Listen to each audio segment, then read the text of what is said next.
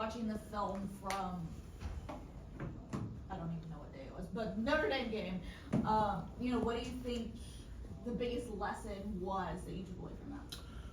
I thought we defended for longer stretches than we have the entire season. I thought we played, I've talked about this, our team, I thought we were getting like 20 to 25 minutes of really good play. I thought between this and Florida State was the longest we played in stretches on both ends of the floor. The ball didn't stick. I thought defensively we did a really good job of keeping Burton out the lane, and also Davis, and certainly that was the reason why we won the game. How do you carry that into tomorrow? We just got to build on it. We got to get better. With this group is focusing and concentrating on certain things. We spent 2 days really locked in trying to get better defensively, and it wasn't that our team overall defensively wasn't great. We just had too many breakdowns that led to easy baskets, and it's a work in progress. But I do like the steps that we took, obviously, to get better. What do you say about this, the way your team is playing offense right now? Like, it's only January, so there's sort of where you are now and where you think you can go. Yeah, I think guys are starting to get comfortable. For example, Marcus, had a really good game, but he did it in different ways. Early in the season, he was more paint touch, get to the free throw line, where he stepped up and made a couple threes. JT started off percentage-wise in the season not shooting the ball very well from three. And then obviously now he's starting to find his stride. So I think guys are starting to get a little bit more comfortable and understanding how to play together. So different, playing with a new set of guys opposed to, playing with DJ and Casey last year. And so we got so many new pieces trying to figure it out. But I do like the way that we're progressing offensively and getting a lot better. You mentioned, I guess whatever the Notre Dame game was, that this is Dontrez's third system, a lot of transfers just in general. Is that an kind of underappreciated or underrespected part of having a bunch of transfers coming? Is just the time it takes to get comfortable? It does. It takes time, and we're the perfect example of time. We started playing when we loaded the plane to go to DC last year, and boy, that was very magical of it. So you just don't know when you got so many dudes, when will the light come on? I can say a little bit about last year's team. We had lost about 7 games by 2 to 5 points, so you're right there. You look at this year's team, you take the Virginia game on the road, it's a 1-possession game. Our Texas game here, really 1-possession game. They got to run out at the end and make it 4 points. But it takes time. I mean, I know, it just doesn't happen overnight, and every coach hopes that it starts clicking a little bit earlier. The teams that have the most guys back typically are the ones who play better early. That doesn't always work out that way, but it takes a little time. Okay, what is it about this version of the Tar Heels that concerns you going into this game tomorrow? Well, we talk about starting to play well. I think in my opinion, obviously Hubert's, he knows his team better than I do. The SMU game was really good. I mean, I thought they played their best basketball. I think RJ, started off a little slow. He's starting to play better now. He's shooting the ball better. Their big guys are starting to get a little bit comfortable in understanding their role. The guard plays good, and Ian Jackson has been tremendous. I mean, he's been playing really good basketball. And so, I think, coming off the SMU game, I think they're playing really good basketball. How do you slow a guy like Ian Jackson down? Man, we just gotta hope he miss. We gotta, he's seeing a big rim right now. I mean, he is shooting the ball very well. We've got to do a great job of defending him. I mean, he's scoring in a lot of ways, and he's a very talented freshman. Sometimes you look at him and say, man, is he really a freshman? But he's playing really good basketball. He's playing as good of a basketball as any guard in this league during this moment right now. But I think we got to do a good job of trying to keep him in front. He's explosive in transition. He really scores a lot of baskets in transition also. Without a key marquee win on the resume up to this point, would Saturday's game kind of change that for you guys? I think every game, every Power 5 game, we didn't think, I'll push back on you a little bit. You say this, key game, the Florida State game now is a quad 2. And so with our league, you're gonna get a bunch of quad twos, especially at home, because of the numerical part of it, like 1 through 35. So we won't get a lot of teams that's gonna come in here that's gonna be top 35 in the net. So you gotta try to win as many quad 2 games or quad 1 that you get. And Florida State, by them playing better, it certainly helped us out a little bit. But all of them are big now. It doesn't matter because you have to play and you gotta try to take your home court advantage. Since you referenced that, I mean, the league had such a, you were asked about this a bit on the conference call about the ACC having a bumpy start as far as non-conference. Is that gonna make it difficult for teams to sort of play their way into the NCAA field in the sense that you just rattled off like a bunch of quad 2s when it seems like in the past, you could always count on a high number of quad 1s? Yeah, I think the numbers haven't really worked great for us in several years, and I don't know why. It could be 20 games, it could be the influx of transfers, it could be now NIL, but you just at this point you have to control what you can control. Most of the talking heads are going to have us with 4, maybe an outside chance for 5, and I just don't think you can worry about it. I just think you got to lock into your team and try to figure out how to win games. But it's something that we, as a league, we have to look into, really dive into it in the next couple of years because our league grew, it didn't shrink, and so it's one thing when you have 15 teams and you only get 4 or 5 in. Now you're at 18, and you would think the metrics will work better when we get more, and it seems like we may even be getting less. And that's the tough thing about it. There was such a point made like with Jim Phillips and talking about everything from the off-season discussions about how do we improve this, how do everybody's schedule better, right? All these little discussions. Yet at the end though, sometimes it's just as simple as on-court results. It's just one bumpy year, or is this continuation of the previous things we've been talking about? I think this one is a bumpy year because in most of our challenges, it's either it's a 1-game decision between it. We didn't have a great challenge against the SEC, and that really hurt us. Let's just say it was equal. It's a different metrics for everyone, but we just did not have a great SEC ACC challenge. And in the past, it's been more Big Ten, ACC. It's even split. We won a bunch of them, but when you don't win those games that are already scheduled, and then you go outside and play some more non-conference games, and we have some ups and downs, it really hurts. Coach, your team showed a ton of resilience against Notre Dame and a lot throughout this season. What does that just say about the character of your roster, especially heading into this game against UNC? Yeah, I just think we're growing. We hadn't been able to put together. We had spurts where I felt like that we really were detrimental to ourselves. We didn't do a good job. And you look at, there's 2 games that you can go back at.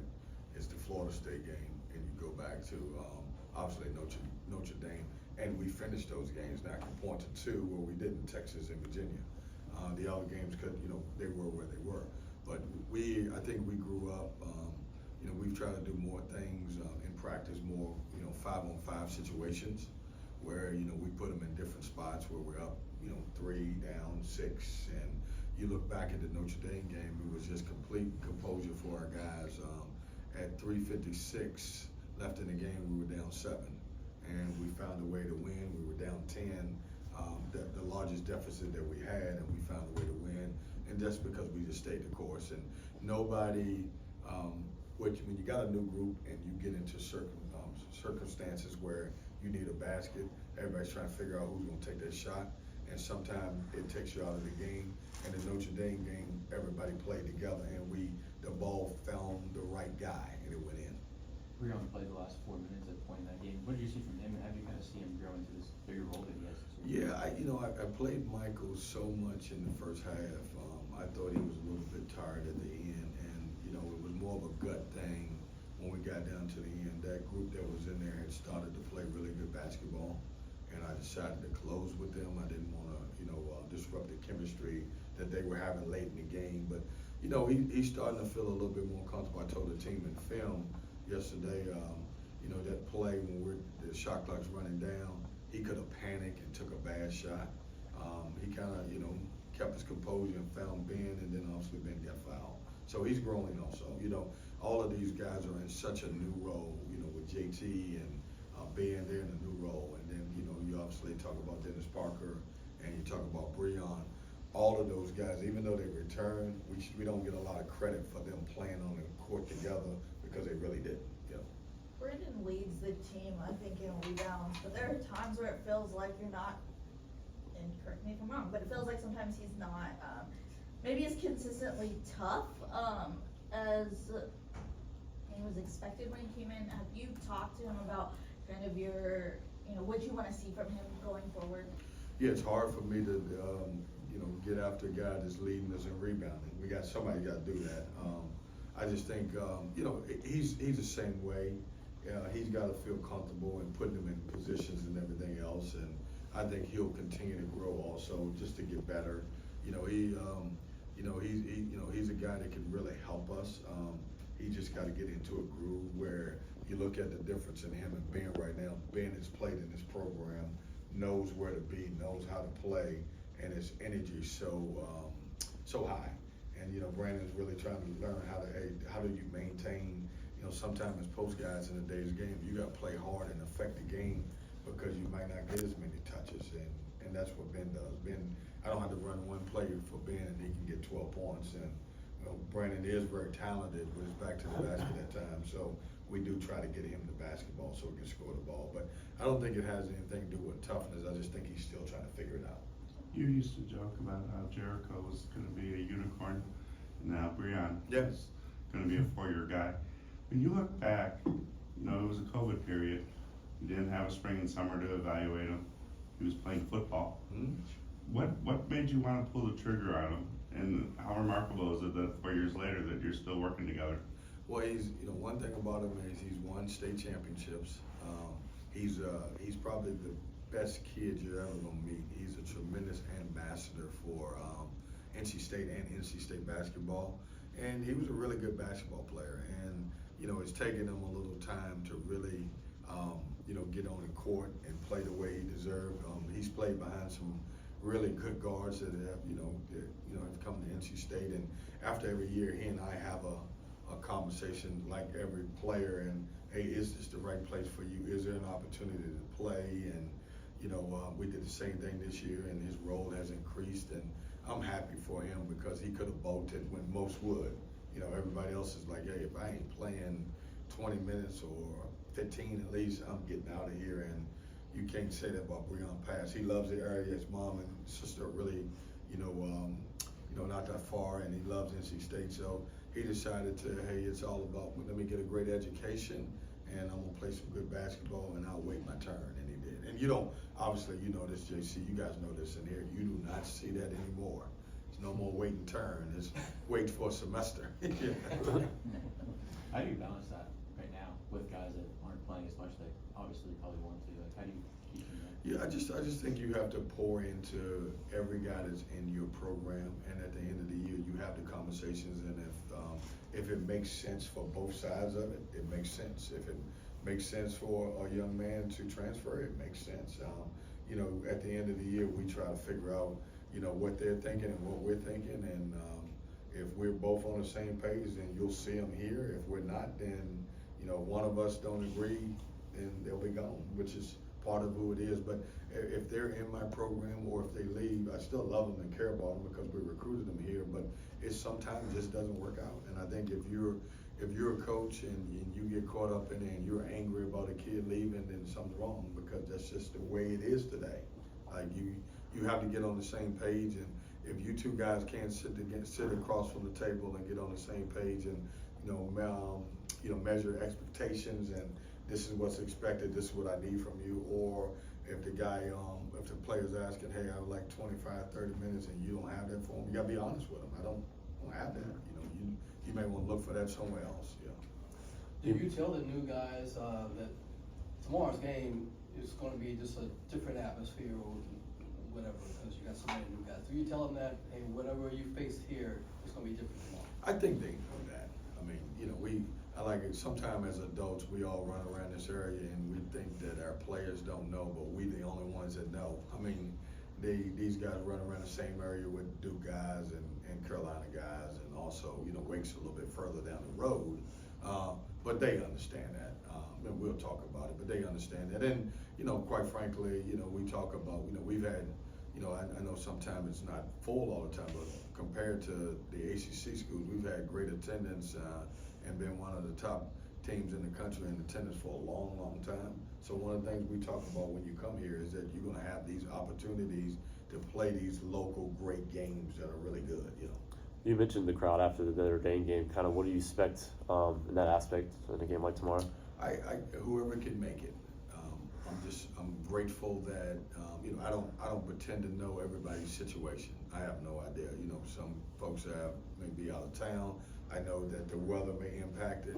I just ask whoever's there. I'm grateful that they're there, and you know, I never look at how many people show up at the game. I look at how loud the people are that's at the game, and that's important to me. I never try to figure out like why somebody's at the game. I'm the coach. We got a marketing department that does that, and my job is to put our team on the field, and not the field, but our team on the court, and obviously, you know, we live with the results. But at the end of the game, those fans that were at our game, you could hear them get loud. The last 4 minutes, they really impacted our game. Seth Trimble's been dealing with that upper body injury. Yep. Came off the bench against SMU. You mentioned Ian, the successes he has had from like a preparation perspective. It feels like the lineups they're putting out there could be very volatile compared to like what you may be used to at this point in time in conference play. How do you prepare for just all the different factors like that? I think you have to prepare as Seth's going to be 100%. I mean, he's got a game under. I mean, think about this now. You know, 2 weeks ago, nobody knew Burton's going to play. And Burton plays against Carolina, man, he was great. And then obviously he was really good against us too, but it changes you, but you have to prepare as the best players are going to play. Like if you do anything different, that's on you as a coach. But, you know, Seth's a good player, and, you know, he looked, you know, just seeing him on tape, looks like he's ready to play, and I would expect him to be ready to play. Do you have any favorite snow day activities with the weather that could be a possibility tomorrow? No, coaches don't have snow day activities. I mean, you know what my snow day activity is gonna be? If it snows, I'm gonna be in here looking at film, getting ready for the game. The game's gonna go on. And so my snow day activity is getting ready to, and what time I'm gonna show up at Lenovo and be ready to go. But I have I don't. Hey, during this year, coaches don't have many other activities, but opening a laptop, going to practice, coming in here, meeting with you, which I'm grateful to be with you. But we don't have, like I don't get a chance to get out, and I'm older too. I ain't getting out in the snow. My kids now are, you know, older. We ain't getting out building snowman and all that stuff. And by the way, it doesn't snow enough around here to happen anyway. Just so you know. So your car has a 4-wheel drive? It does, and I don't, you know, I'm fortunate that I do have a garage that I park it in there, and then when I come out here, you know, but listen, we're talking about this, is there gonna be enough snow around here to make a difference? I don't know that, and listen, I mean that in a sincere way. I'm glad that we don't have a lot of snow around here. We're not Florida at all as far as snow, but we don't get a lot of snow in Raleigh, we just don't. Like, I don't know, when's the last time we had a lot of snow? Has it been 2 years, 3 years, 4 years? 2 years, like most measurable. By measurable, I mean like 2 inches. Yeah, 2 inches. Like I remember growing up in Virginia back in the day, and Virginia's not that far from North Carolina, we had real snow. But somehow we don't get a lot of snow. I know you guys came here to hear me talk about snow. Yeah. You think this is a matchup that could favor a small ball lineup or a lineup with Ben and Brandon? I think both. You know, they've been playing more Drake Powell, and sometimes they come on the bench with Withers, and Withers and Drake Powell both are more perimeter guys. So I think it's both. I think you can go with both. You're just going to try and adjust to whatever they do and match that? No, we're going to play our basketball and just try to figure it out. But you know, it's our Dontre Styles is starting to play really well. You know, so I don't know if we'll roll the big lineup out or have him in the lineup, but he's playing well. It's weird when people say small ball. You know, at 6'7", when you become a small guy. But I get it. You know, we say small ball. You know, when they talk about small ball, Torrin Dawn was pretty doggone good at small ball, but he's 6'4", 6'5". This guy's 6'7", and we're still talking about small ball. Coach, you mentioned Dontre Styles. Yep. And his ability just looks like a Swiss Army knife. can't he do? What have you been mostly impressed with from his game? I just think I love his growth, and you know the one thing I really like about Dontrez is that he is a competitor, and what I mean by it is, you know, it means something to him. You know, losing affects him. Like he's gonna be that one guy, not the one, because we got plenty of guys, but you know, if he doesn't have a good game, or if he has a good game, he's gonna be in the Dale working and working and working. And that's what I respect about him, because some guys can make excuses about it. I've never heard him make an excuse. You know, he didn't play well in California, and our first couple road games didn't play well, and I never one time heard him make an excuse. And you can fight with a guy like that really wants to get better. Have you ever teased, or what's your go-to teasing of Dontrez on how he could have been here longer? No, I don't say anything. Dontrez get teased a lot by KJ Keatts and Jordan Snell. They're all cool and tight, but they tease him all the time. I have no idea why, but they love joking on each other, and so it's pretty good. But I don't. That was so long ago, JC. I don't even remember then like how it went down. But we don't talk about that. And maybe, you know, you talked about this a little bit after Notre Dame, but, and a weird question to ask about a Georgetown transfer, but for Dontrez. Well, if it's a weird question, why are you asking? Want to ask you? Yeah, well, yeah. For Dontrez, you know, he's mature. I'm sure he'll handle the game the way you expect someone to handle. But like, what are the emotions like when you play against guys like that? He transferred from Georgetown. I keep telling y'all, we're not playing. We're playing a good Carolina team. We're not playing Georgetown tomorrow. I don't know. You know, if you transferred from any team, and you know you were gonna play that team, wouldn't you want to play well? Like it's just natural. I mean, you know, I don't have to have a conversation with him if hey, if you went to a new station, you won't do well, right? That's what it is. I mean, he ain't gonna, he wants to do well. Why wouldn't you? You want to do really well, and I'm sure that if I say to you, man, do you think he's thinking about that? Of course he is. Why wouldn't he? He's human, but he'll be fine. How would you do against Takeo? But he's like a young little brother for me, so I don't know. And I didn't transfer for now. I left because I got another contract. That's all. See you guys. Yeah, this thing's about to go off the rails now.